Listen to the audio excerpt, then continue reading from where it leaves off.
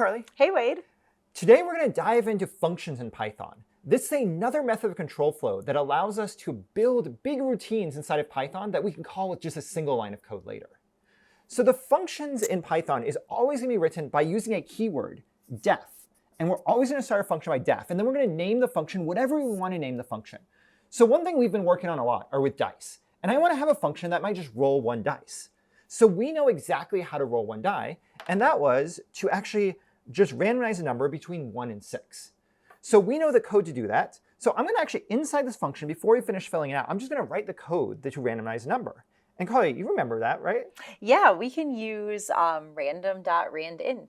Awesome. So I'm going to say that our value is equal to random.randint. And then we need to specify the lower and the higher range of our random number. This is a 6-sided die. So we have 1 and 6. 1, 6.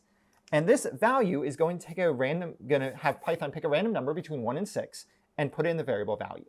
And whenever we write a function, we want that function name to be descriptive of what that function is going to do.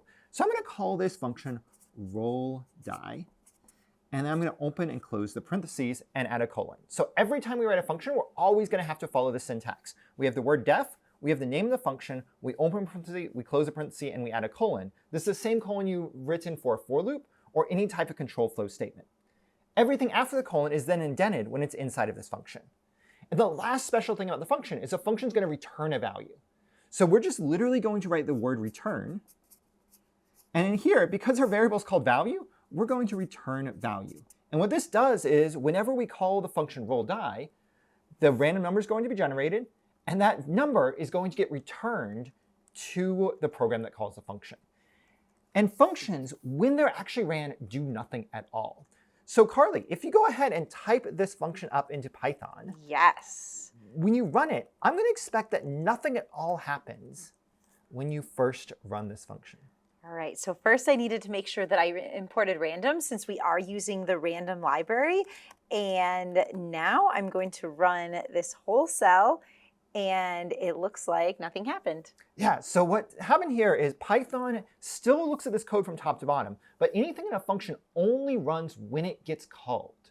And the way we call a function is by specifying the name of the function again in a different part of our code. So we've told Python there is a function called roll die that we can now use to actually roll a die. So in a different cell, now we can actually go ahead and type roll die. And what I expect to see is I expect it to then run this code. And then because roll die is the last line in our cell, it's going to print out whatever roll die returned. So if you go ahead and run roll die, what do you get? I got a 2. Got a 2. So what Carly did was she called roll die. That called this function up here. And then we have values equal to randint. The random integer was 2. It returned the value 2. And that value of 2 printed out. And because we have a random number, I expect if Carly runs this code again, we're likely to see a different result. Got a 5 this time. Got a 5. And one more time? One more time. Got a 1. Got a 1. So this is equivalent to basically writing the code to roll a dice. Here we only wrote a single line of code. But you can imagine we can write really, really, really complicated things in a function. And there's one other thing about functions that I want to share with you. And that is that functions don't have to have absolutely nothing inside the parentheses. So you may remember we've called a lot of functions already, like df.readCSV, which that function takes in the URL of what CSV you want to read.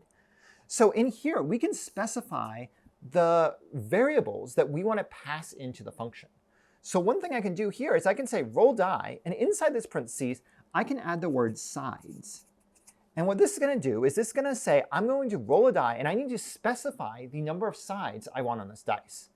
And now I can use the variable sides anywhere in this function. So instead of having a 6-sided die, I'm going to have a 1, sided die. So now I can roll the 6-sided dice right here, or I can roll 1,000-sided dice. Mm-hmm.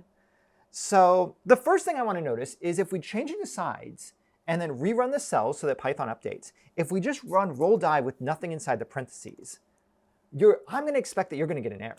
Yeah, it says I have an error. One required positional argument is missing, which is sides. Awesome. So Python reminds us that now, because we have something inside the parentheses when we define a function, we must specify it down here when we actually run the function. So let's go ahead and roll a 1,000-sided die. So Carly, to do that, we just do roll die of 1,000. And what do we get? That looks good. And I got 289. So 289. So we have the same code that we just modified to take sides in. And now Carly's rolling a 1,000-side die with one line of code. And we could go 1,000,000 sides. Why don't we go crazy? Okay, might as well. 64,481.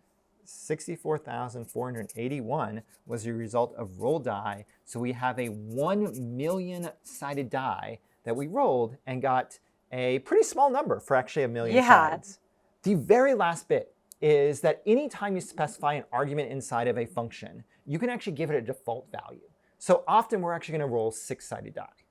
So the last thing that we're going to add to this is sometimes when we specify a function, we want to always specify how many sides we have. But sometimes we want to give it a default value. So if we don't give it a value, it defaults to some value. So in my function, I can update roll die to have sides equal to 6. And by doing that, it's going to assign sides to have the value of 6 unless we provide it.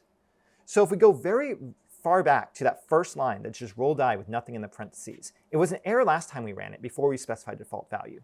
Now that we specified sides equals 6, what happens? Now when I do roll die, it gives me 2. Gives you 2. Awesome. Let's run it a couple more times to make sure it really looks like a 6-sided die. Yes. So I'm running it again. I got a 1, a 5, a 2. Awesome. And it looks like it's working.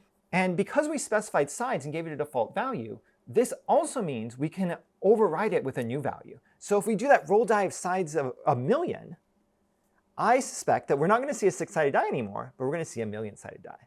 Yes. I got 42,759. Awesome. So what we have here is we have the ability to program a function that's going to get called whenever we call the function name further down in our code.